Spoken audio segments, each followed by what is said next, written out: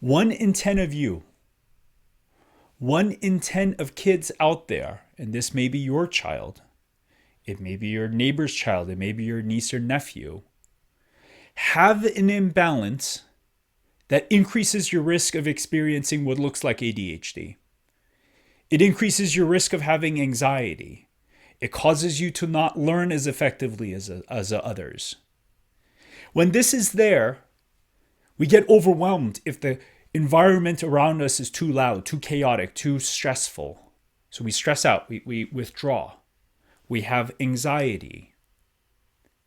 Kids, especially little boys who have this, have ants in their pants. They're constantly fidgeting and they want to get up. And Johnny won't sit down at the dinner table and you're telling him, sit down, don't move your body. But they can't. Individuals who have this have a hard time learning because the way they receive information from the world around them is actually flawed. There's an error in how information from the world around us gets into the brain and is ultimately processed. And that is called a sensory processing disorder. A fancy term for the way we process information from the world around us is disordered. Studies have found that over 50% of kids who have what is called ADHD actually have this error. In my experience, a lot of the children that I see who have anxiety actually have this disorder, this imbalance. And guess what? Kids who have it grow up to become adults who have it. Sometimes we take medications, sometimes we just naturally try to calm ourselves.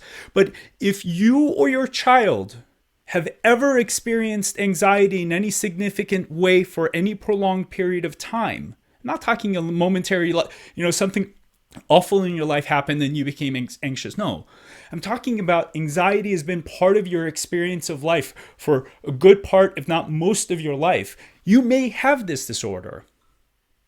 This is where if we go into a loud party, at some point you want to withdraw. It becomes stressful. So you try to be the socializing extrovert, but you're really the introvert. Why are you the introvert? Because at some point life gets too much. So we retreat inside. And I can speak to this myself because this is who I am. This is how I grew up. It is part of my wiring. And the coolest thing is we can change this. We can rewire things. We can redo things to change this entire experience of the world. And it is that important.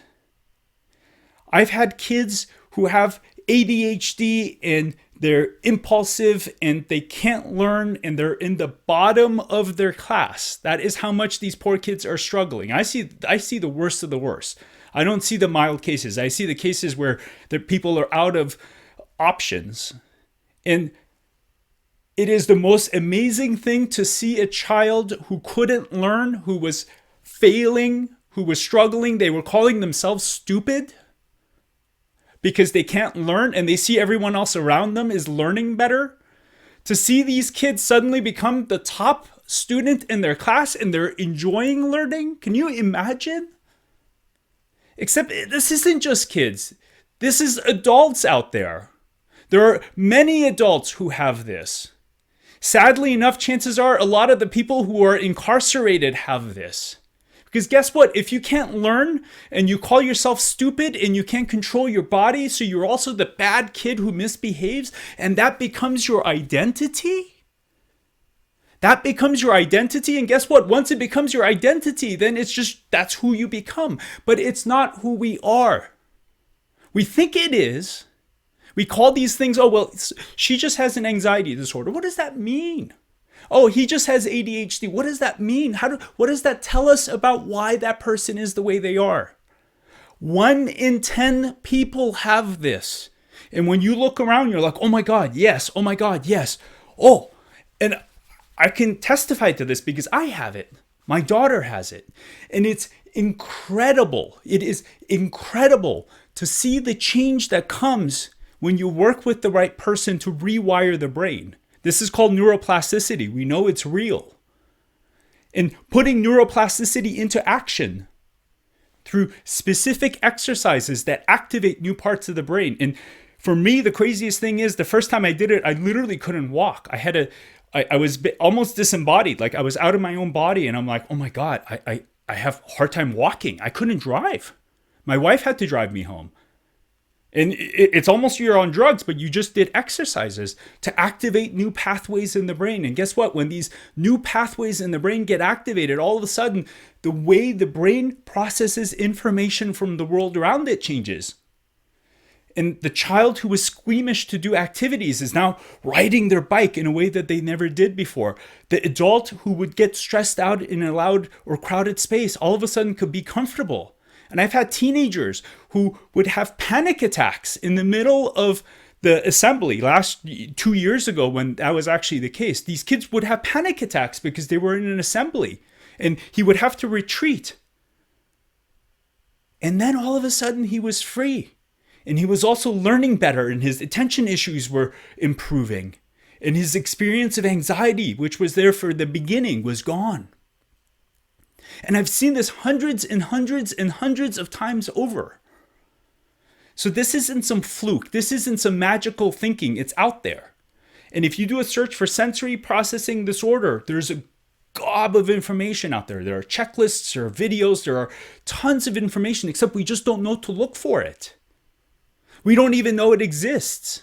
We don't even know that it's a possibility, but it is a possibility, and that possibility could be life-changing.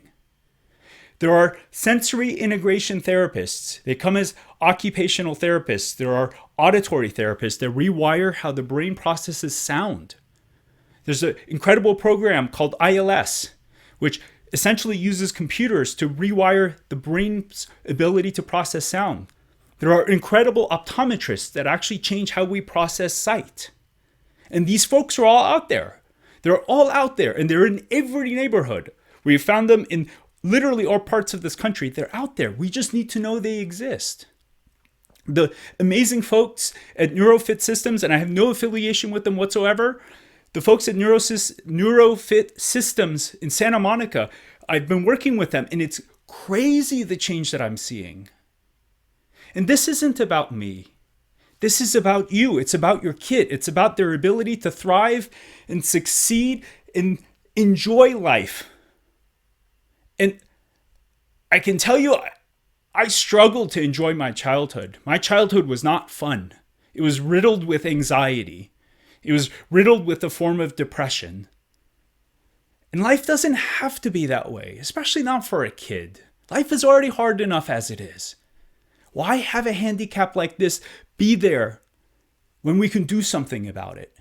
So if you've experienced anxiety for any period of time, if any of this rings true for you, and maybe it's not you, but someone you know, so please share this. If your kid was labeled with ADHD, and they're constantly fidgeting and they're constantly moving, and you see that they have these other challenges, and it's a very specific pattern. It's either there or not. There's no mistaking this. This isn't like, well, it's either like, holy cow, yes, or no, it's something else. Let's get this information out there. Let's empower people to have the understanding of these kinds of things. Let's start conversations that could make a profound difference in your life, in your kid's life, maybe your friend's family's life. Information is power. And I really hope that this information is empowering you or people you love to gain an understanding of why we are the way we are. And then to leverage the tools you or they need to make a difference. Because we could make an amazing difference. We can change the lives of so many people. And these tools are all out there, accessible for anyone to tap into once you know they're there and once you go find them. So thank you. Thank you for watching. Thank you for being here. And I look forward to chatting with you soon. This is Dr. K.